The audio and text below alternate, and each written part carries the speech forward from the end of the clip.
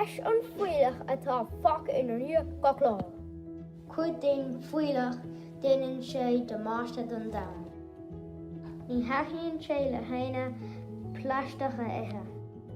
Ní itheann fiú na micro-orgánacha is luas a cré é.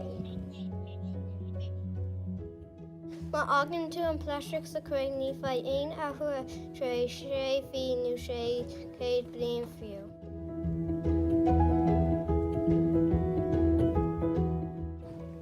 Má caitheann wen go leor pleisteach líonann dam suas le brúscar pleisteach.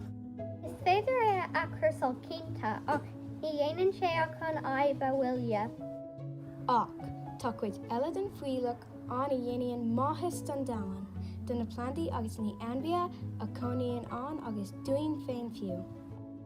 Más brúscar orgánacha tá an ar nós cracin banana nó rud eile nádúrtha, éasí micro-orgánacha suas é.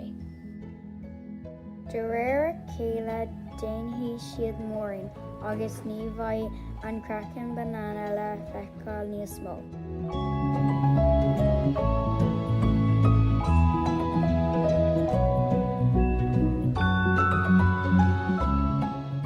Is soort sárchuacht é seo. Is féidir an mórna úsáid mar leasachan go níos mó plantaí agus bia a ás. Chun cúnamh a thabhairt chur déalach orgánach sa bhosca mórin i gcónaí.